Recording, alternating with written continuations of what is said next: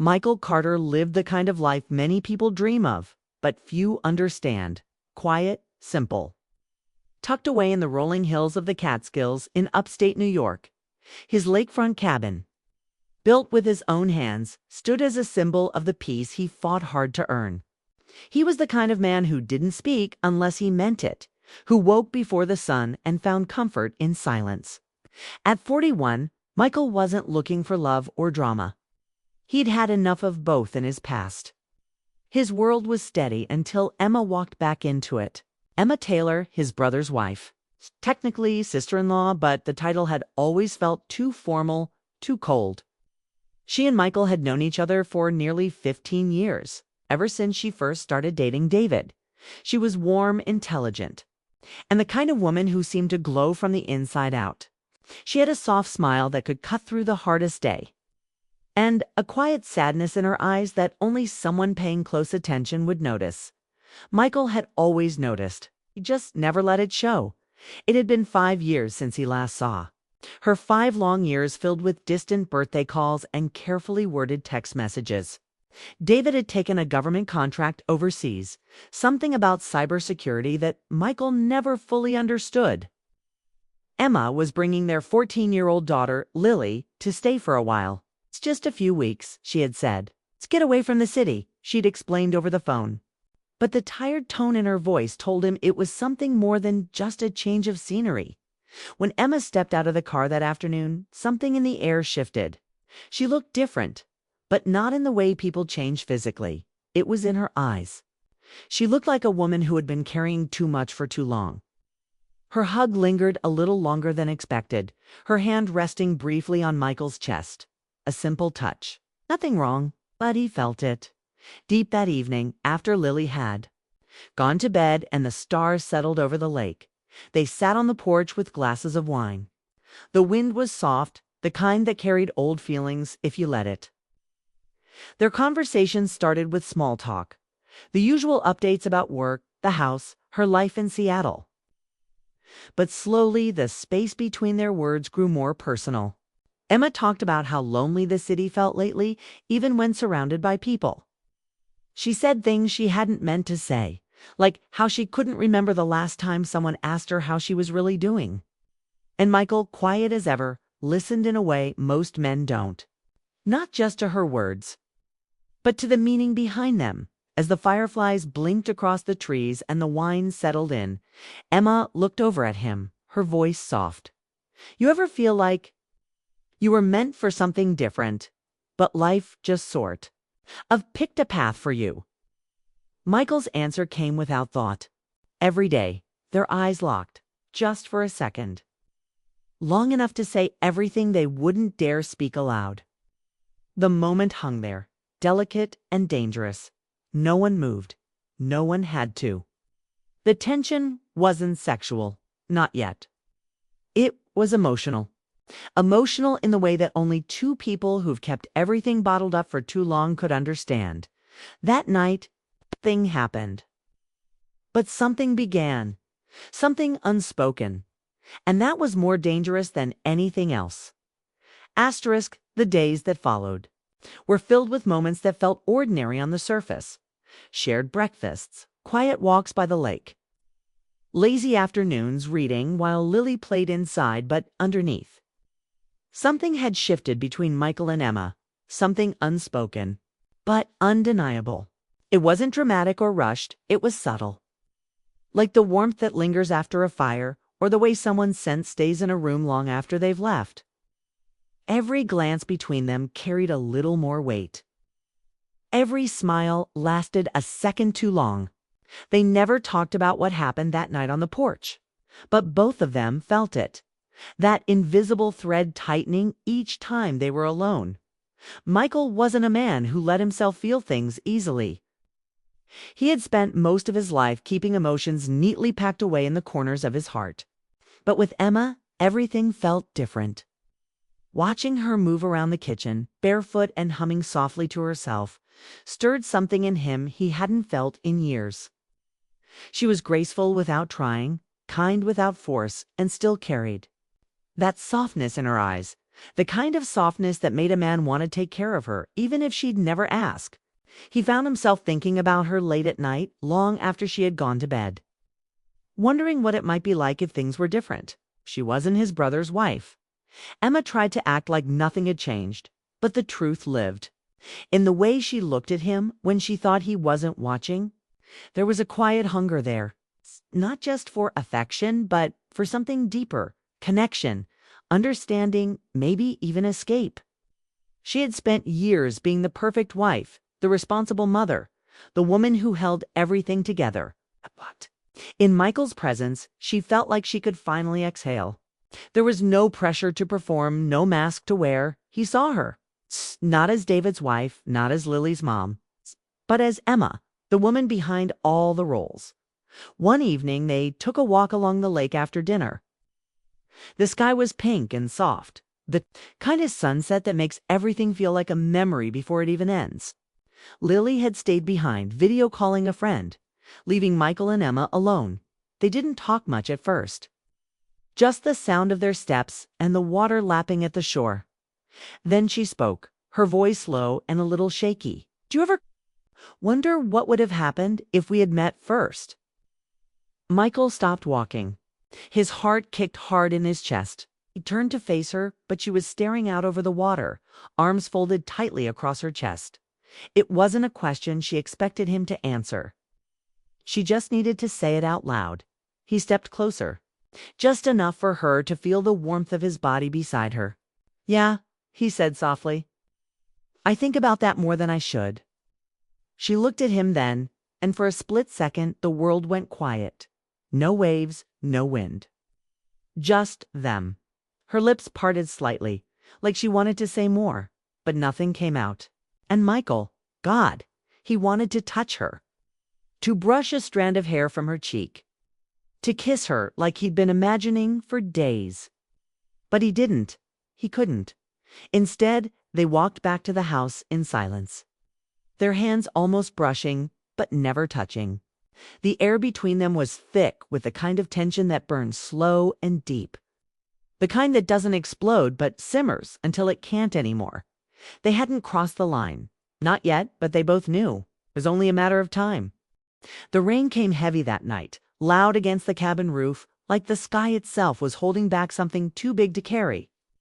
Inside, the lights flickered and eventually went out, leaving the living room lit only by the golden flicker of the fireplace and a few candles Emma had found in a kitchen drawer.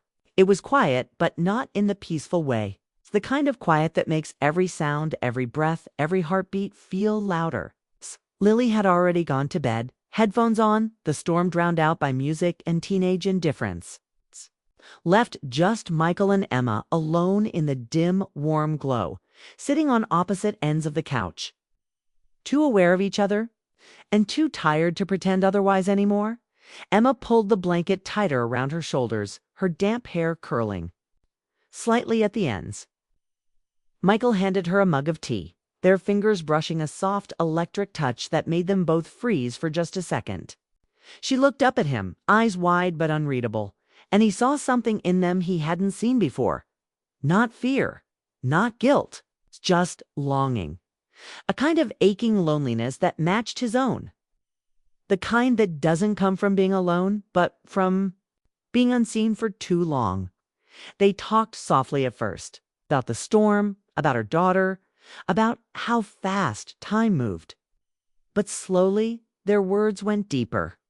Emma spoke about David, how distant he had become, how their marriage felt more like a business agreement than a love story. She didn't say it to invite sympathy. She just needed to say it out loud. Michael listened, nodding, letting her spill the things she'd been holding in for years. Then she said something that made the air shift between them.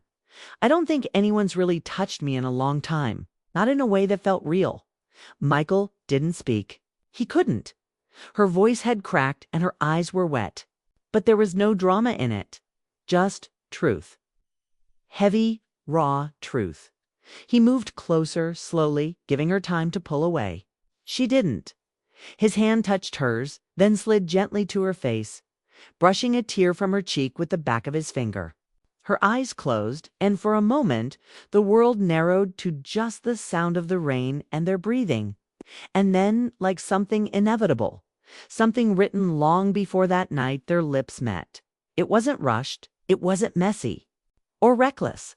It was soft, deep, the kind of kiss that speaks without words. It was a release of everything unsaid, everything forbidden, everything they both tried so hard to deny. When she kissed him back, really kissed him, something inside him broke open. His arms wrapped around her like he'd been waiting his whole life to hold her. And in that moment, they weren't David's wife and brother. They were just two people starved for connection, desperate to feel alive. The night unfolded slowly, like a dream they didn't want to end. Clothes were shed with trembling hands and hesitant glances. Every touch was careful, every movement filled with emotion, not just lust. There was passion, yes, but also pain. Years of buried feelings, unmet needs, and missed chances poured out. Between the sheets wasn't just sex, it was something far more intimate. It was two broken people finding comfort in each other, knowing full well what it meant, and choosing it anyway. But when the rain stopped and the morning light crept in, the silence returned. Not the comforting kind. The kind that comes with consequences. She was still his brother's wife, and no matter how real it felt, they both knew everything had changed. The morning after was colder than usual, though the sun was out and the storm had passed. But inside the cabin, the air between Michael and Emma was heavy, thick with guilt and silence. She moved around the kitchen like a ghost, her body present, but her mind somewhere far away. Michael watched her from the edge of the hallway, leaning against the doorframe with tired eyes. He didn't know what to say or if anything he said would even matter. Last night had felt like the most real thing he'd experienced in years, and yet, in the harsh light of morning, it now looked like a mistake that could never be undone. Emma's hands shook slightly as she poured coffee, spilling a little on the counter, but she didn't wipe it. She just stared down like she was ashamed to even meet his eyes. Michael stepped closer, careful not to startle her. "Emma," he said gently, his voice low, tender. She finally looked up, her eyes rimmed red from crying. That soft strength he had seen in her the night before, it was still there, but it was buried now under layers of fear and self-blame. She forced a smile, but it didn't reach her eyes. We can't do this, Michael," she whispered, her voice cracking. "It can't happen again." He stepped closer, closing the space between them. "It wasn't wrong," he said, barely above a whisper. "It felt like the first thing in a long time that was right." Emma's lip trembled. She wanted to believe him. God, a part of her did believe him. But the reality was bigger than their feelings. "I'm still married," she said. "I know things with David are broken, but that doesn't make this okay. You're his brother." That word brother hung in the air like a knife. Michael swallowed hard. He had always been the one who protected David growing up, the one who stepped in when their parents died, the one who made sure his younger brother never lacked anything. And now he had crossed a line that could never be UNCROSSED. Emma placed the coffee cup down with trembling hands and stepped away. "I should never have come here," she said softly. "I wasn't thinking straight. I was lonely. I was hurting.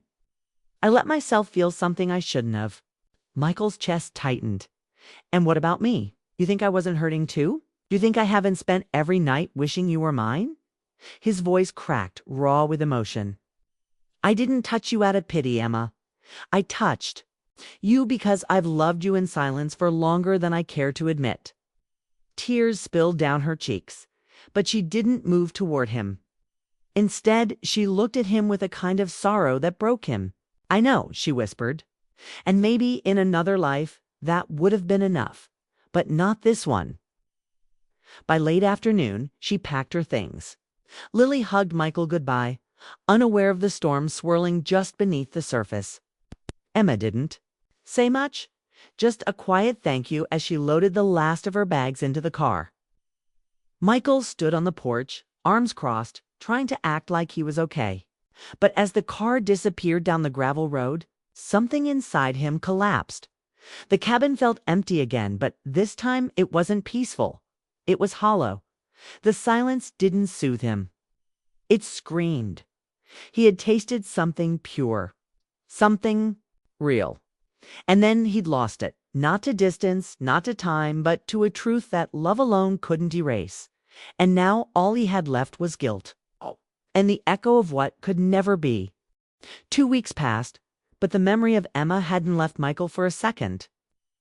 Her touch still lingered in his bed. Her voice echoed through the walls of the cabin. And every quiet morning reminded him of what he had let slip away. He tried to lose himself in routine, chopping wood, fixing the fence, walking the same path around the lake, but nothing helped. Every time he closed his eyes, he saw her. Every time he opened them, she wasn't there. He hadn't called, hadn't texted. He knew she needed space. Maybe she needed to pretend it had never happened. But Michael couldn't pretend.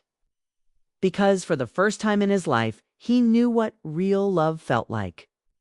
And it was killing him to stay silent. Then, one late evening, just as the sky turned a smoky blue, his phone rang. It was David. Michael's heart skipped. He hadn't spoken to his brother in months. The moment he answered, he knew something was wrong. David sounded tired, strained, like he'd aged years and weeks. "I'm flying back to the States," David said, his voice clipped. "Emma left me." Michael froze. "She what?" "Yeah," David said bitterly. "Said she needed space. Said she couldn't do it anymore." "I guess I shouldn't be surprised. Things haven't been right for years, but I thought we were managing." There was a pause. "Did she say anything to you while she was there?" Michael's throat went dry. He could feel his heartbeat in his ears. "No," he lied. "She didn't say much. It's just that she needed time." David sighed. "She won't even talk to me." "I don't know what's going on, man. I don't even know who she is anymore." The pain in his voice cut deep, and Michael felt the weight of betrayal settle like a stone in his chest. He wanted to come clean, to say it, to face the fallout, but the words just wouldn't come. A few days later, Emma showed up again. No warning, no call. Just the sound of tires crunching gravel and the sight of her stepping out of the car in a summer dress that fluttered in the breeze. She looked different, lighter, but still troubled. She didn't smile, just stood there, staring at him as he walked out to the porch. "I told him," she said softly. Michael's stomach dropped. "You what?" "I told David I'm not coming back. That I've been lying to myself for years. That I haven't loved him the way a wife should. And I haven't been his for a long time." Her voice broke a little, but she didn't look away. "I didn't tell him about us. Not yet, but I will." Michael stepped down toward her, heart racing. "Are you sure about this, Emma? About leaving him? About us?" She nodded slowly. "I've never been more sure of anything. But we have to be careful. If he finds out too soon, it'll feel like we planned it, like we were sneaking around behind his back the whole time." She swallowed hard, "And I know it's already a betrayal. But I want to try to do this right. If there's any way to do it right." Michael reached for her hand, and she didn't pull away this time. They stood there for a moment, just holding each other, breathing in the same air for the first time in weeks.